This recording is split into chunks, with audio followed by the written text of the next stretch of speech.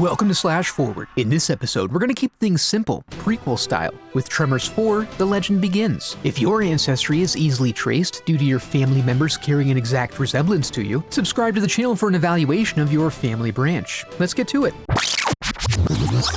We open in Rejection, Nevada in 1889 and find the dusty, sweltering hellhole we've come to know was once a bustling, dusty, sweltering hellhole of a mining town. We learn quickly how it went tits up when Juan, chit-chatting with his co-workers, soon finds himself utterly alone with nothing to comfort him but the foul stench that accompanies the graboids. With the mine deemed unsafe, most of the workers and townsfolk abandon their property to seek their fortune elsewhere. As those who remain fret about their financial future, a telegram comes in indicating the mine's owner, Hiram Gummer, plans on visiting to see about this sudden drop in productivity. The stagecoach soon arrives and they gather around to gawk at his opulence, finding their upper-class master to be just eccentric enough to provide for a dramatic reveal. When he gets the report, he's surprised to find the mine completely abandoned, and he insists on conferring with Juan Padilla, the one living witness, to find out what up. Before that, he settles into Christine's hotel, where we get some clues about where the Gummers developed their penchant for redheads and firearms. He then gets the lowdown from Juan. Many men have entered, no men leave. But he didn't actually see how any of the deaths happened. Hiram has no patience for this, so he insists on a direct and personal investigation. The next day, they visit the mine with some hired help. Inside, they find some human remnants and Juan's old hat, which is now adorned with a free meat flap, but no indication of any current danger. Because of this, Gummer proudly declares the site safe for other people to work at. But that night around the campfire, Soggy disappears violently, sending his squeeze box through the air. Brick goes to look for him and ends up showering the camp in viscera. Juan and Hiram jump up on a nearby rock and witness the culprits to be massive bugs that vibrate and spring forth from the underground, just like your mom. They quickly realize that sound is the culprit and endeavor to walk back to town via the rocky foothills. They make it back and Hiram insists on sending out a request for a hired gun to help them with their problem. Over the course of the intervening month, we learn that his father invested the entire estate into the silver mine, so despite appearances, Gummer is broke, save for the mine. And then, one night, a storm rolls in, bringing their gunfighter with it. He demonstrates his skill on an innocent salami, and they're all impressed even though salamis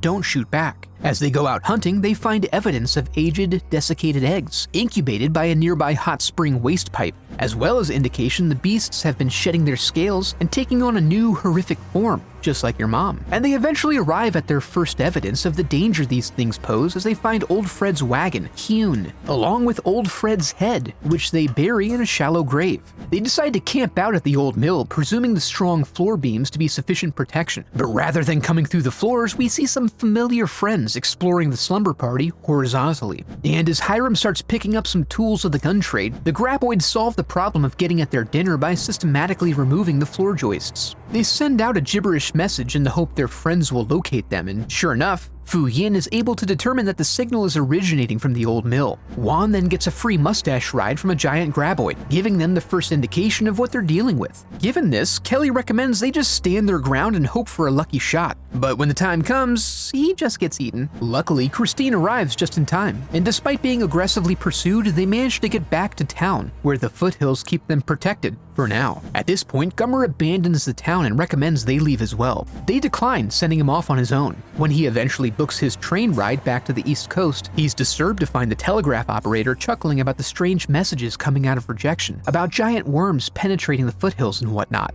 We see this new development is enough to prompt the holdouts to pack up their stuff, but they see a trail of dust heading up from the south. Soon Mr. Gummer comes into view like a southern Santa Claus, handing out large-bore firearms and encouraging everyone to stand their ground. The next day, they prepare their fortifications and lie in wait. Eventually, they get a little play on the alarms, so Hiram gets set up and puts a pound of lead shot straight through this graboid's gullet and out the back of his head. But since they're smart, the next one grabs the gun and sucks it underground. Then Dacopa does some quick thinking and sticks a two-man saw into a post hole and starts wanging on it, causing the graboid to go full speed and split itself in half, which is pretty cool. They have a whisper conference about what to do about the final one. But before they're ready, the telegraph machine starts going off. They try to distract it, resulting in Christine getting bitch-slapped by a snake, while Hiram hooks it up to a belt attached to their locomotive, which slams it hard enough to pop it open, spewing out its insides. Now they can reopen the mine, but swear themselves to secrecy to ensure the town's prosperity into the future, and they spend their newfound wealth and leisure time engaged in hobbies of extravagance.